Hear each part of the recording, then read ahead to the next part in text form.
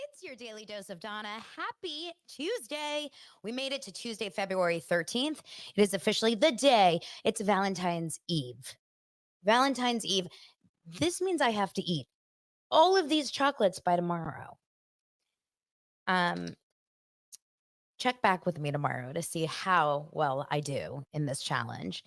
Welcome to Daily Dose of Donna. For anyone that is new here, this is a 5-day a week pop culture podcast. We talk celebrities, we talk Bravo, we talk reality TV, we talk all the drama, we talk podcast drama, we talk all this stuff every single day. You guys are basically family now because I see you more than I do see so many members of my family. And I love having my community. You guys are amazing. Thank you so much for being here. Some of my regulars every day in the YouTube comments. I just realized something. Although yesterday I realized that there was a little bit of a back and forth about it. Should you listen to the podcast on audio? Should you watch on YouTube? And here's what I'm going to say. Do both. Why not? Follow the podcast on your audio platform so you get that download. Listen, numbers matter. Numbers matter. And also subscribe. Make sure you're subscribed here on YouTube. So many people watch this show every day. I check the numbers who don't subscribe. So subscribe. I see you coming on in. And of course, tomorrow is Wednesday. It will be Valentine's Day. I'm doing Zach Peters' live show over at the Bourbon Room. I'm excited about that. I'll be with Paul and Patrick and Lance Bowling. Lance Bowling will be making an appearance for a Valentine's Day special.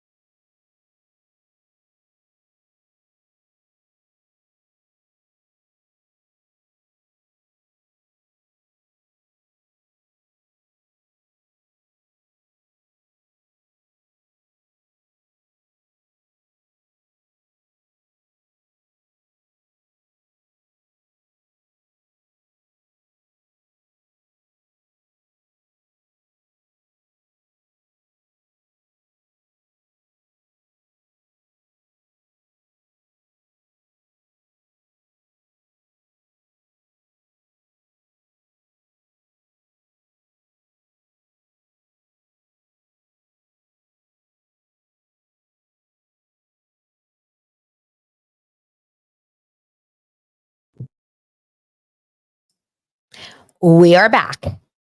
Wow. I will definitely be editing that one out for the audio version. Jeez. Sorry, YouTube. Thank you so much for being here. I hope you can hear me now. Just let me know in the comments if you guys are if you can hear me. Thank you. Here's the situation. I had my office cleaned yesterday and the plugs were all jumbled down there. So it was kind of falling out and I touched it with my leg. And you know what? This stuff happens. It happens. Okay. So let's get into the show. We've got a bunch of random stories. We're definitely going to be talking about the Housewife and the Hustler. We're going to be talking a little bit more about stuff that's come out on a lot of different Bravo shows, Housewives, etc. Ask me any questions in the live feed if you want me to cover a certain story. Today's one of those days that it's like we can talk about a lot of different things. So make sure that you jump in. I want to shout out our first sponsor of today's show, and that is Body. I just talked about eating all these chocolates. If you want to eat all these chocolates, you may need some help in your weight loss journey, because let's be real, if you're sitting and eating an entire jar of Valentine's Day chocolates, you're probably going to have a hard time losing weight. But what if you could take a weekly shot to lose weight and keep it off? Think about it. You lose weight, it comes back. Then you get on a juice cleanse, a soup diet, a keto, hours of cardio. Do you like how I said a keto? A keto diet. If this cycle sounds familiar to you, there's a better, more sustainable way to lose weight. Remember when everyone was doing juice cleanses and was basically hangry all the time. That's what I think Erica Girardi's issue is. We'll get into her in just a moment. There is a better, more sustainable way to lose weight, and it's called Row Body. So what's cool about Row Body is it provides access to all the popular weight loss shots. You know them. The Row Body program pairs a weekly shot with healthy lifestyle changes so you can lose 15 to 20% of weight in a year on average and actually keep it off. Over 200,000 people have already chosen Row. So make sure to go to row.co/Donna. That's row.co/DANA. Sign up today. You'll pay just $99 for your first month and $145 a month. After that, medication costs are separate. And they're worth it. Okay, y'all. Let's get into our first story, brought to you by Row Body. Well, today's a bunch of rando stories, like I was saying, but Lisa Barlow has been accused by Whitney Rose. This is Salt Lake City talk. Lisa Barlow has been accused by Whitney that she is the villain in season 5 of Salt Lake City. I want to know one season where Lisa Barlow wasn't considered a villain. I love Lisa Barlow. Love it. I love Lisa Barlow. And, you know, she is to me a dream housewife. She really is. She's like the perfect casting of a housewife. Love. I don't personally see why she would be all of a sudden the villain, but my guess is that we're trying to start drumming up some sort of a, conversation around, getting more eyes on Salt Lake City now that Monica Garcia is gone. Now, did you guys see, this is a total separate story, but did you guys see that Monica Garcia is on the next episode of Twats, 2 T's in a Pod? So Monica Garcia shows up in the episode. Listen, I can only do so much of listening and, getting all the information, but I saw that she's on the show. I know that she developed a relationship with Teddy and Tamra when she was over at BravoCon. They interviewed her. I remember Teddy saying that she was the only one that no one talked to, but this was before the reunion was filmed. So we didn't even know the whole story. We had no idea, like the finale stuff. But I do believe that, Teddy and Tamra have a relationship with Monica, and they're smart. They're smart because they were able to get her on the show. But I don't know. For me, I wonder, what could have possibly come up that is new or interesting compared. Okay, so Ray, hook a sister up and tell me, what did she say? Was there anything? Because here's the thing. No offense to Teddy and Tamra. I'll listen to it. No problem. I love them. But here's the problem with it. I don't know what Monica can say at this point to make it to make her, shock us. Like something that is going to be so mind-blowing about the situation. I feel like we know it all. I feel like she had a chance to defend herself and talk about everything. I still do believe that Monica is an incredible reality star, and I'm bummed that she's not going to be on next season because I do love every moment of it. But at the same time, she's a bag of lies, right? She literally lives a lie of a life. It's not that she's lied about specific things. She is living a lie in her day to day. We saw so much toxicity with the way she was with her mother, her crazy ass mother, the way that she is with, just being a mom and stalking Jen Shaw and all of that crazy stuff. And then the worst of it is that it's Reality Von Teese, which, by the way, according to all of you guys on Reddit who think that I have 70 different Reddit accounts, the truth is I am Reality Von Teese too. Okay. So I don't have 70 Reddit accounts, but I have 70 troll accounts on Instagram. And my name is Reality Von Donatis. Reality Donatis. That's my new name. And in case you're wondering, why there's some, Robin Sharpie eyebrows that just show up on Reality Von Teese, it's because of me. Okay. So here's the thing. At the end of the day, people will continue to love Monica because people love a villain. Go back all the years of villains on TV, right? We had the Danielle Staub. We had the what's her name? Omarosa. Do you guys, Omarosa was like the original. She was the OG villain on TV.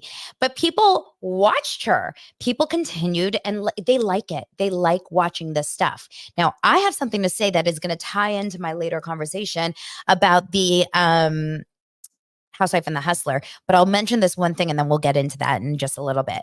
Kate Casey, my friend Kate Casey was one of the many amazing podcasters, in addition to the Bravo Docket girls, Emily Baker and Kiki Monique. All of them are so incredible, but they were all interviewed on this Housewife and Hustler season 2. We'll get into it. But in one thing Kate said, which I think is very important to remember as you watch these shows, is reality TV, yes, there's editing, yes, all of that, but the camera doesn't lie. And if you are on these shows and you are being portrayed as a certain person, that is who you are. Guys, that is who you are. Yes, there are times like given Crystal Minkoff's storylines on Beverly Hills where they just decide not to talk about her cocoa water or coconut water company, which is an interesting choice. That's different, but her personality is her personality. And I do not believe that there is a way that you can completely blame editing on who you are as a person. Monica Garcia is shady AF, right? She is she's clearly a liar. She's out to like take people down. The way she fights is very amateur, or immature, I should say. The way she's like, you're fat and old. You're ugly and fat and old. Like whenever someone goes straight to looks, I immediately can't engage.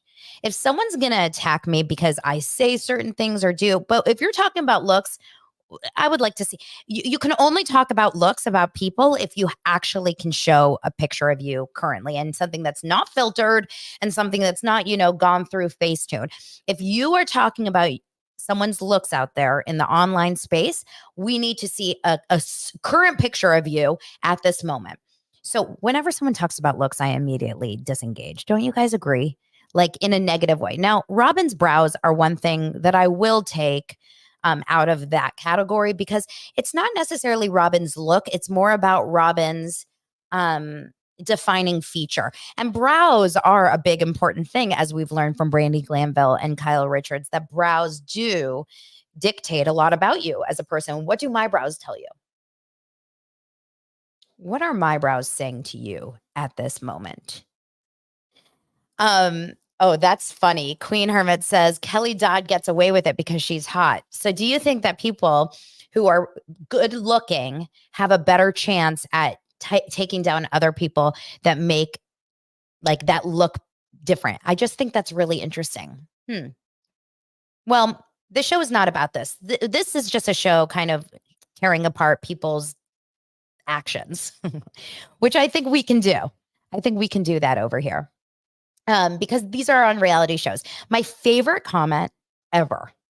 We've gotten the comments so many times, the who cares, that comment. But I posted that reel about Ariana moving out of the house with Sandoval. And the comment that I got was, why do you have a right? Like, why are you even talking about her? Why do you have a right to talk about her? I'm like, okay, hold on, rewind. This is a reality show. You were on a reality show. You are putting your story out there for all of us to watch.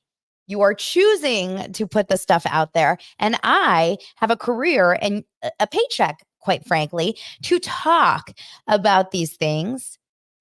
I think it's like it's kind of set up so that we talk about her and we care. I find it so interesting when people are like, why is this your business? Why is TikTok your business is my question. Think about it. If we're talking about these people that are on reality shows or celebrities, things that are in the media, podcasters, people that are putting themselves out there, if we're talking about them,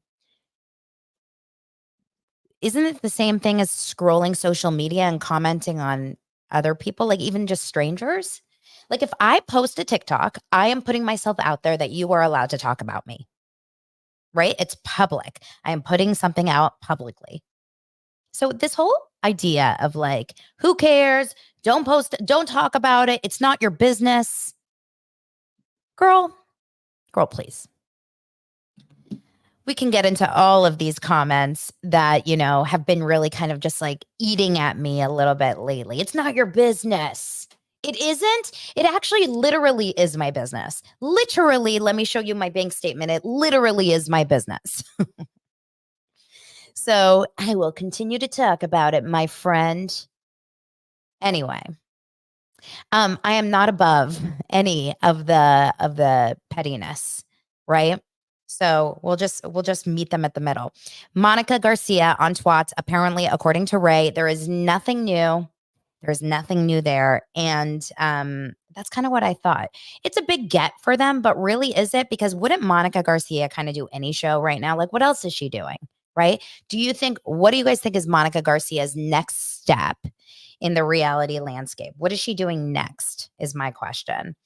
I think my guess is that her next gig is probably going to be a reality show. Do you think they're going to give her a podcast? Do you think? I don't know. Okay, another Bravo story. But before we get into it, I would like to shout out our second sponsor of today's podcast, and that is Lumi. So I want to talk to you guys about the way you smell. I want to talk about the way that you smell, because smell is a big deal. For someone like me, I'm very connected to fragrances, in the sense that if you wear too much cologne or perfume, I struggle. If you have a very strong BO and you're not wearing deodorant, I struggle. I like to have a good smell around me. I believe someone told me once that um, that bad smells are like being mean or something. It offends people around you. So if you guys are actually interested in smelling good, you may want to consider making the switch to Lumi. Because the thing about Lumi is that Lumi is a full body deodorant from top to bottom. It's game changing. A whole body deodorant designed by an OBGYN to work not only on pits, but also feet, privates, and everywhere else we get odor. No matter where you use it, it's clinically proven to block odor all day long, thanks to its one-of-a-kind pH optimized formula. And they've got over 275,000 five-star reviews to show for it. So make the switch to Lumi. And this year will be all about your head-to-toe confidence. No salads required. We don't need to eat salads. We just need to smell good. Just eat chocolate and smell good. That's really the goal here. So just make sure new customers get $5 off a Lumi starter pack with code DANA, DANA, at LumiDeodorant.com. That equates to over 40% off your starter pack when you visit LumiDeodorant.com and use code DANA. Thanks, Lumi. Mark smells like a fresh spring morning. I smell like blueberry pancakes with a lot of syrup. I would like to know what you guys smell like. Let's talk about what smells awful. And that is the house that they use on Winter House. Now, I would also add Summer House, but for some reason that Winter House just smells bad. You watch it, you know that smell. I went to a bar the other day when I was in Temecula. It was a restaurant, but it was clearly also a bar. And I walked through, it was the middle of the day, and I walked by the bar area, walked right back towards the bathroom. And the smell hit me in the face that really brought me back to my college days. And that's the smell of sour beer. It smells like the beer that has just been poured into the carpet and the floor. It's like it's seeping in the walls. And that, my friends, is also what the Winter House smells like too, because it's a bunch of people. I think they fit 40 people into that Winter House, right? They really just take them all. Monica Garcia is showing up there next season if they come back. Winter House has been put on pause with Dorinda. Okay, not without Dorinda. Yes, she is been put on pause after 3 seasons. And here's the deal. I imagine it's because of numbers. I imagine it's because of casting. I imagine it's because it was really hard to watch. If you guys watched Winter House this last season, we had a lot of randoms being thrown in there. We had, below deck people mixed in with Summer House people mixed in with now there was the Family Karma kid and Vanderpump Rules. It really is. It's like trying too hard to be one of those kind of like challenge type shows, or the traders where you bring people in. But the problem is they didn't have anything to do other than just be drunk all day. And while that is somewhat enjoyable to watch, I think it's like getting old, right? I think it's getting old to just watch kids just get hammered from morning until night. And, Mark says it right. The mess in that house makes me anxious. Smells of stale food, body odors, alcohol, and sex. I'm with you. And I just think about the hangovers that they have every single morning. They wake up in that house and they have to just do it right again because I think they shoot the entire winter house over like 2 weeks. So like we're going in. We're going in hard, get that liver ready, party it up, White Claw lover boy it up from morning till night. We'll get on the ski slopes, we'll make out a couple times, we'll have random ass parties. Anyway, I'm not sad about this winter house pause. I am happy that we're going to focus on Summer House, which comes out in 1 week. Now, Summer House, Bravo released a little teaser of them singing to Cruel Summer, or like lip syncing to Cruel Summer. I love me some Summer House, and I'm really excited to see the Carl and Lindsay thing play out. Now, I think this is kind of interesting. I just remembered it. It wasn't even on my notes to talk about today, but I woke up this morning. I hopped on the plane at LAX. I woke up this morning and I saw a notification from Twitter, and it was about Captain Lee. Okay. I don't watch Below Deck enough to like really follow that story so much. But Captain Lee, I don't believe he's a captain on Below Deck anymore, but he has his podcast, right? He has his podcast called something Salty. It's like something called Salty or whatever. Anyway, Captain Lee was asked by someone, where is your podcast with Carl Radke? Apparently, Carl and Captain Lee were supposed to release a podcast. Captain Lee and Carl have a very strong friendship. I remember this. I think he's like a good confidant of his, right? And it says, where is your podcast with Carl Radke? This was asked, by the way, on November 9th, 2023, this question. And it says, Bravo TV better not be muzzling you guys. Fans want the tea. And Captain Lee wrote, the network didn't, Carl did. So I am interested to learn more about that because I know Carl and Captain Lee were really, really close and something must have happened. Someone says, that's disappointing. Another person says, I love that you always speak your truth. Then someone says, well, maybe Carl has been told by Bravo that he can't talk about it like that until the season airs. But I don't personally believe that because I feel like we've seen all these people on Nick Viall's podcasts, like Carl's talked and Lindsay's talked. I don't think that any of them are like muzzled up. Maybe. But that sucks. You guys, Carl gives me a bad vibe. I know that Lindsay's not perfect too, and a lot of you guys don't love Lindsay Hubbard, but Carl gives me a vibe that I can't really exactly wrap my head around, but something is shady McShade. And I don't know what's going on. Oh, yeah. You guys answer it for me. Captain Lee helped him with the sobriety because he lost his son to a drug overdose. Well, that makes a lot of sense. And that is actually a really, really nice move. I saw another story, and I always like to throw in some pop culture stories that like are very 90s related, 2000s related, but I saw a story that I thought was interesting and I wanted to kind of talk to you guys about it. And that was about Andrew Keegan. Did you guys see this today in the news? Andrew Keegan is an actor who was big in the 90s. He was like a big deal. I'm trying to remember like what he was famous for, but I think he was in How to Lose a Guy in 10 Days. He was in a bunch of shows in the 90s. And not a How to Lose a Guy in 10. I'm sorry. 10 Things I Hate About You. That was the movie. 10 Things I Hate About You was his like famous movie. Well, I remember this so big because he was like, he was one of the guys that all the girls had like a thing for. He was a hot guy. He had a great body, whatever. And he, in 2014 to 2017, was the founder of something called Full Circle, which operated out of an old Hare Krishna temple in Venice Beach here in Los Angeles.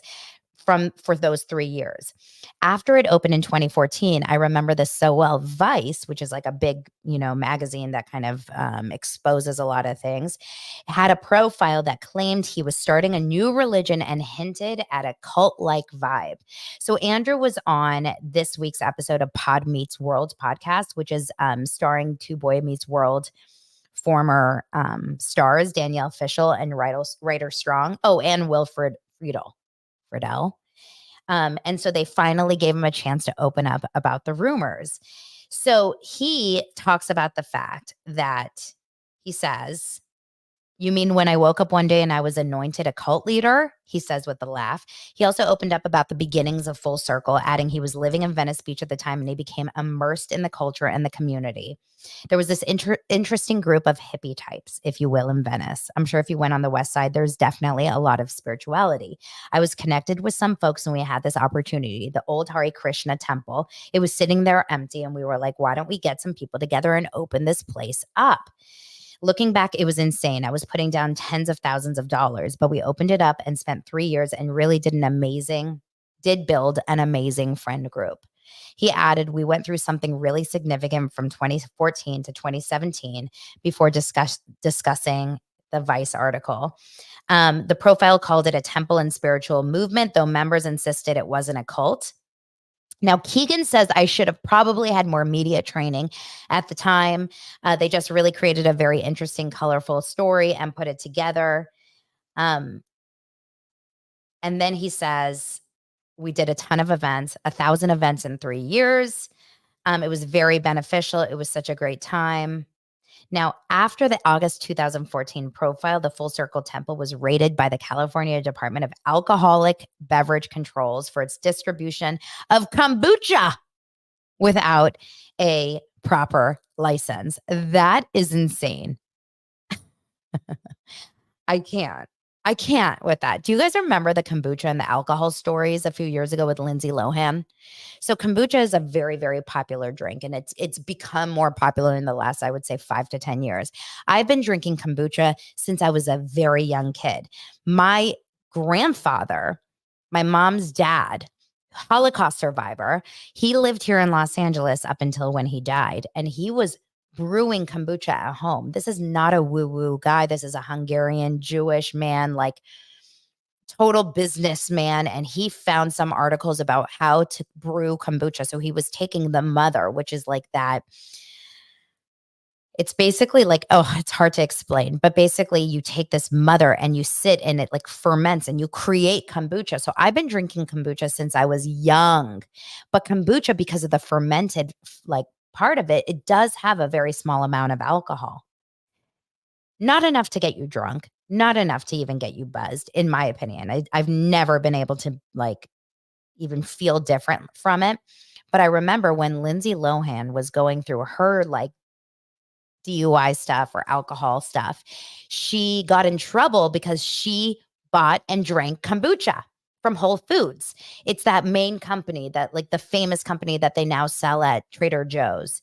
And so kombucha completely had to remarket years ago. And I remember they had to pull everything off the shelves and resell it in a very, very different kind of formula so that the alcohol was like a fraction.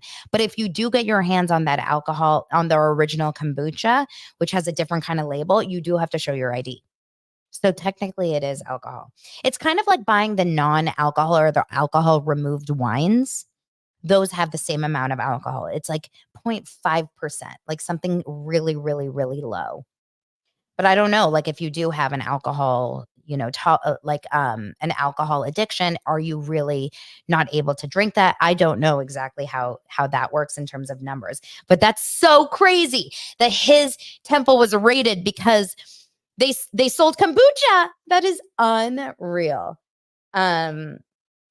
Anyway, so I guess that closed up. Here's my guess.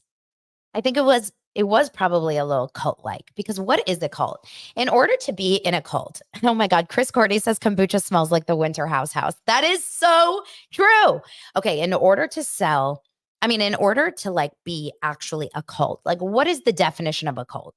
It essentially is like and this is coming from the Donna dictionary, not the Webster dictionary. So if you guys want to Google it and let me know. But essentially being in a cult is essentially being kind of almost brainwashed in a community, or whether it's a spiritual based community or a mentally like ideological ideological based community or religion or whatever, where it essentially forces you to kind of live by a certain frame of rules and brainwashes you to remove contact from anyone that is not like in agreement with what you do. So race is high control group. So like the Bravo cult. Remember, we're all in our Bravo cult because look, we're very controlled by Bravo. I am a Bravo cult member founding. So do I believe that this could have been a cult? Probably not by nature or by choice, but I actually do believe that it probably was a cult because I do believe that Andrew Keegan, with his star power, his high, profile, his money, this is like very similar to that whole Jared Leto story, right? There's a lot of things like this where you hear where people of high power, people that people look up to, they kind of join something and then they feel like they're brainwashed and they're not allowed to, disagree or change their minds or even hang out with people that are outside of it. So yes, Josh, we are all in a cult, but I would never say it was a daily dose of Donna cult. I think we're all in a Bravo cult. We're in a reality TV addict cult. So now we will pass the collection plate at the First Church of Donna. In fact, it's going to be a temple, Mark. It's the Donna Temple. Okay. And the first thing that you have to do when you enter this temple is you have to, you pray to the God of Cody Brown. That's what you do. You just get on your knees and you say, Cody Brown, if I could be one of your wives, then I would learn how to do my eyebrows in a more efficient way. That's the first rule of this cult is learn how to love Cody Brown and his pecs and abs. Find a way onto Coyote Pass. If you get into lot 5 of Coyote Pass, you will officially be a founding member of my cult. And then you will be, you'll probably, get some money because it's like, that's how cults work, right? I.e. Scientology. Okay. So let's keep the stories moving. I do want to shout out our final sponsor for today's show, and it is Factor. So I'm big on efficiency. I'm big on getting, doing our things faster, getting meals on the table. Especially, I have 2 young kids, and these kids always need to be fed. This is the one thing that you don't realize when you have kids. You have kids thinking, oh, they're going to be so cute and they'll love me. You don't realize that you actually have to make sure that they are fed every single night for the rest of your life. I mean, until they move out. Like they are yours. You always have to have dinner on the table. There's no more cereal for dinner unless they're not home. So Factor is a great option because delicious, ready to eat meals make eating better every day easy, wherever tomorrow takes you. Whether it's an after school practice, maybe it's Zach Peters' show at the Bourbon Room. Be ready with pre-prepared, chef-crafted, and dietitian-approved meals delivered right to your door. You'll have over 35 different options a week to choose from, including, again, keto, calorie smart, vegan, and veggie, and more.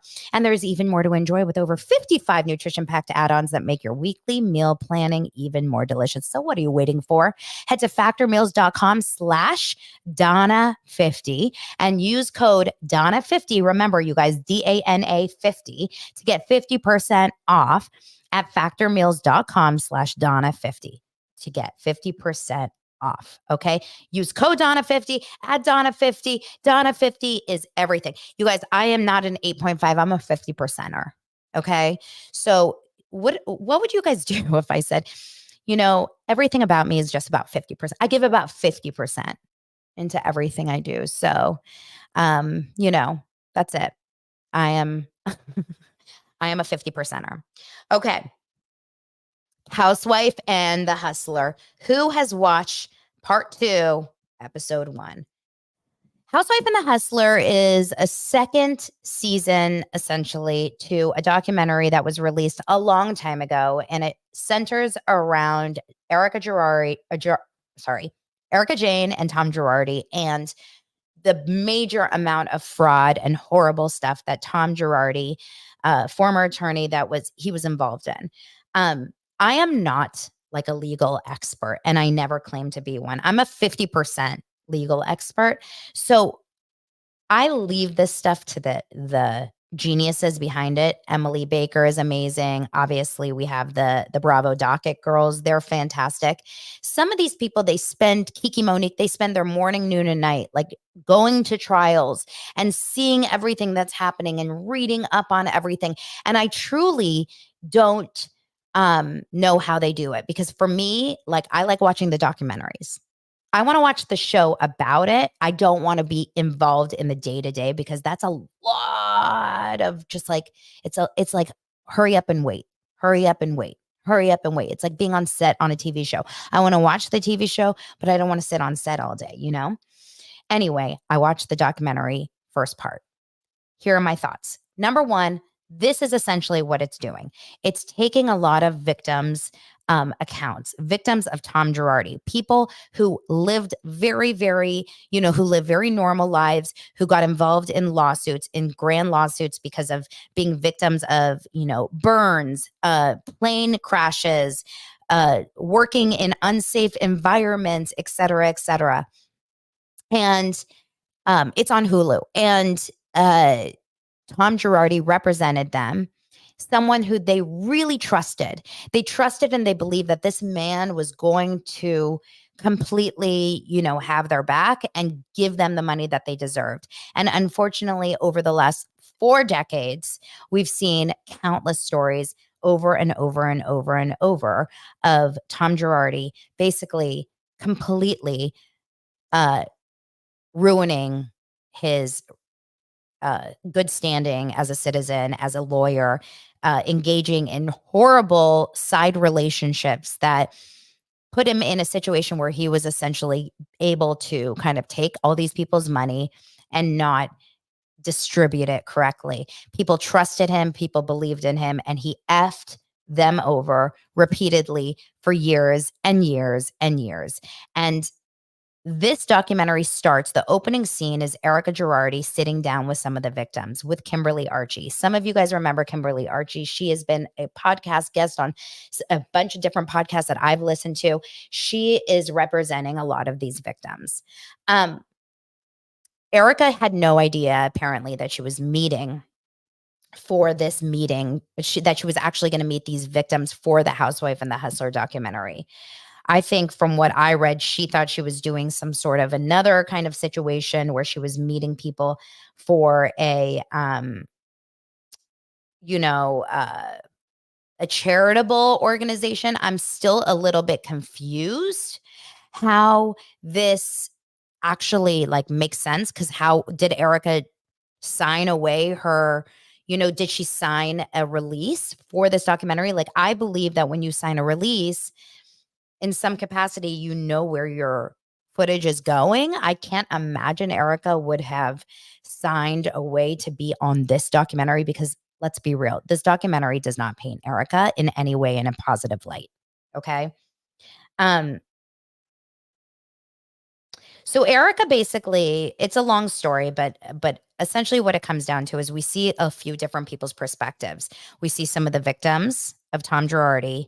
We see some attorneys who are speaking about Tom Girardi. We see Erica Jane's attorneys who are speaking and kind of covering for her, or protecting her, or defending her. And then we see, which I thought was the worst thing I've ever seen, I mean, just awful, is these two fashion designers behind this company, Marco, who had been working for Erica as her costume designers for years. And they got, well, specifically one of them, Chris Sala, Psaila, completely got wrapped up in this, and it's just awful. So essentially, Erica has these 2 lawyers, and one of them, they've been friends with Erica and Tom for a long time. His name is Jim Wilkes. If you guys remember, there were like a lot of pictures of Erica with this older man a couple years ago in Vegas and stuff, and people are like, "Oh wow, is this Erica's new boyfriend?" Well, no, it's essentially this attorney who spent over a couple $1 million of his own money to help defend Erica here because he claims that he was really close with Tom and Erica, and in around 2009 he became mean and heartless.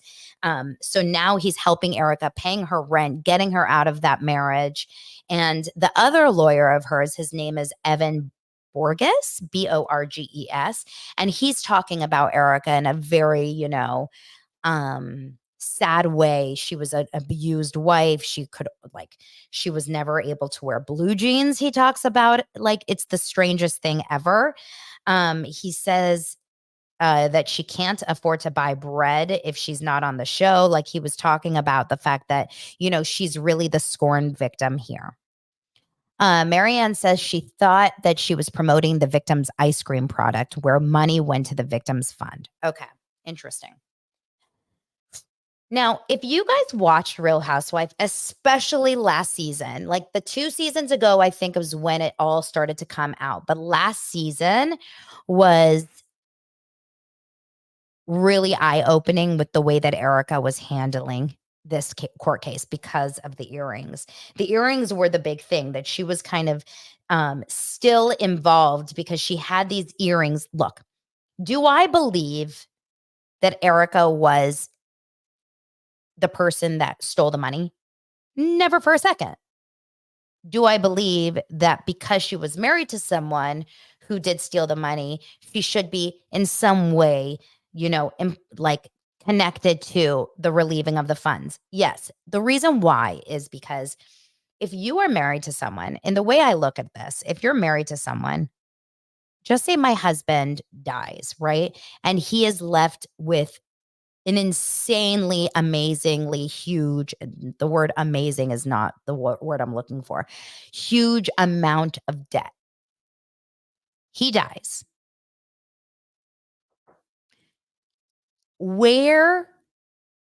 Who's responsible for that debt now? Is it me? Is it his is it the kids? Like is it the next of kin? I know that if like my dad dies, for example, and it has a lot of debt, I do believe that there's ways to protect yourself so that you're not responsible for that. But when you're married to someone who is being, like you're going to suffer from consequences. Now, she did pull out of the marriage, but still, just like Mark is saying, the earrings did come from client funds, according to the Bravo docket. So Erica is under this impression that she's completely like released from any guilt. But the craziest thing that we saw last season on Housewives were the asinine things Erica were saying about the defendants and about the victims. Remember how she was saying to Crystal, drunk when they were in Aspen or whatever. She was like, I don't care about anyone but myself. Remember that? Or when Garcelle was like, don't you think it's like in good faith you should return the earrings? And Erica's like, why? I don't care about anyone but me. It's not about the victims. Like there is a certain way in life that you can or cannot be kind of misconstrued as a positive, like a good person or a bad person. And to be any of these victims that she calls alleged on the Housewives makes me want to vomit because these are true victims.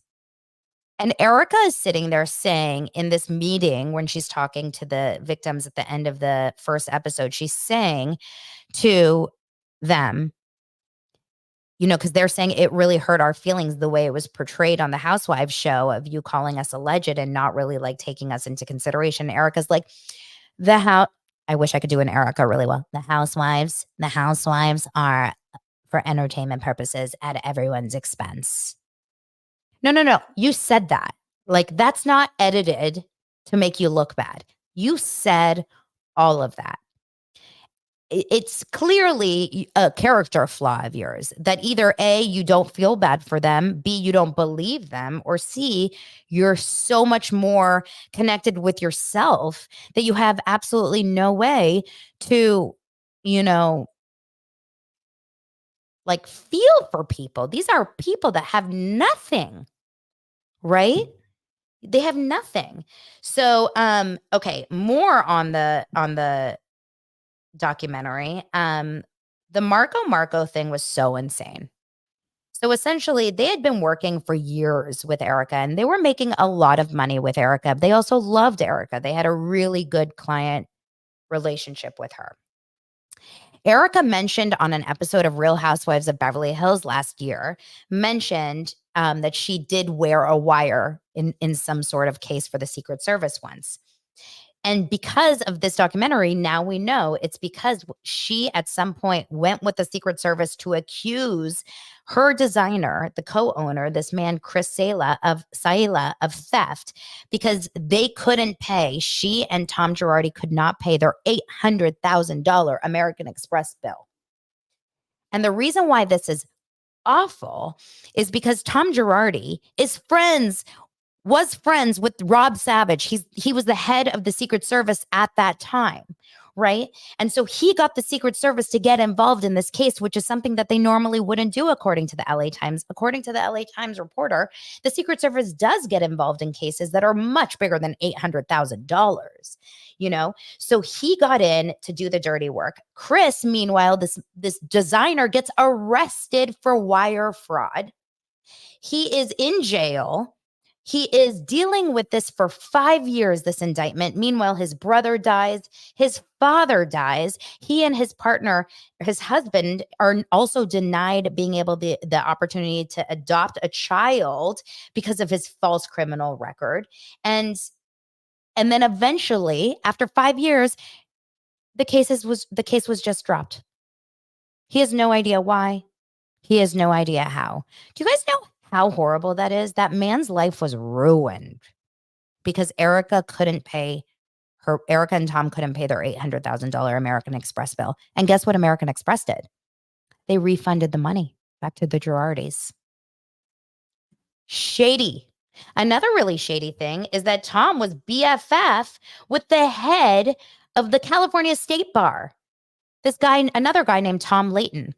Not only were they BFF, Tom was paying for a ton of his stuff, gifting him cars, leases. Tom Girardi was the head of was the California State Bar's guy's godfather of the child. Like, there is too much immersement here. This is really what the problem is, you guys. This is like that documentary American Nightmare. Fraud is all over the place when it comes to these high-powered individuals, right? Fraud has so much to do with like the heads of the police departments and the lawyers. Do you remember American Nightmare? How it was like the head detective was involved with the girlfriend whose husband was I mean, it is so shady, you guys. It's really bad. Now, meanwhile, Tom Girardi has been trying to kind of show that he's incompetent. He's wearing these oversized clothes to court. You guys remember seeing his eyes look like devoid of life. He's wearing slippers. It makes absolutely no sense because if you're devoid of competency or any of that, like you still would be dressed properly. You have handlers. None of it makes sense. And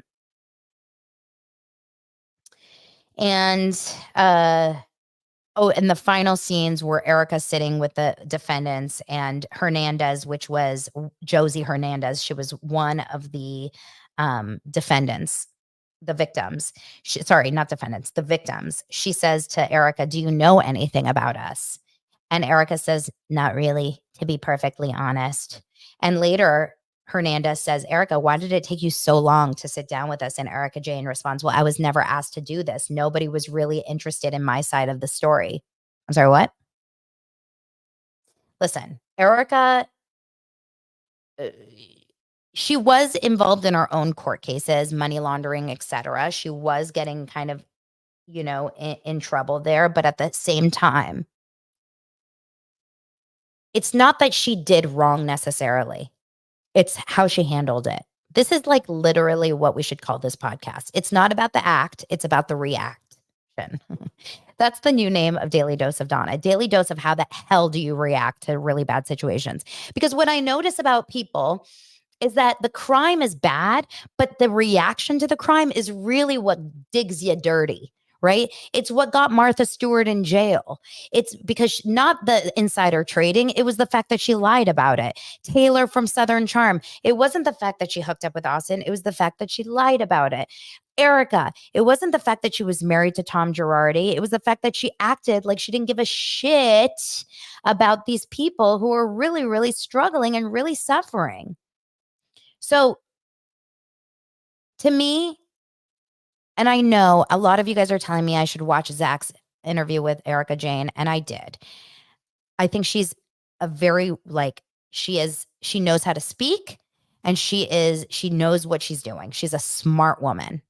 But there's no way that you can actually look back at all of these things and think that she's completely innocent with all of it, with all of these details. I just don't get it. I just don't see how you could look at all of this and think Erica has nothing to do with any of it. I also just don't find Erica incredibly likable. And I think that that's a big problem for this too, is since I liked Erica season 1 of her showing up on Beverly Hills. I remember being like, this woman is amazing. But the second we saw her attack Eileen in Korea, or where were they? Tokyo? I don't remember where they were. Hong Kong. The second we saw her attack Eileen Davidson, asking about her son. Don't you ask her about my son? I don't think I have ever been able to look at her the same. She scares me. She scares me. So anyway, that's my thoughts on Housewife and The Hustler. I'm curious if you guys are watching it. Make sure you watch it. I believe there's going to be more episodes. I can't imagine that was it. Also, because of Housewife and The Hustler, I saw so many incredible documentaries on Hulu. I'm like, oh my gosh, we've got a lot of documentaries to be watching and to be covering on Patreon. Also, this week on Patreon, I'm going to give you my review on Crystal Hefner's book. The book about, being Hugh Hefner's final wife, and a couple other things that we're going to be talking. Yes, Marco. That is a story that is just devastating. So support Marco in any possible way you can. I will talk to you guys later. Thank you so much for your love. And the church/temple/cult of Donna has been adjourned. Have a good night and namaste. Bye.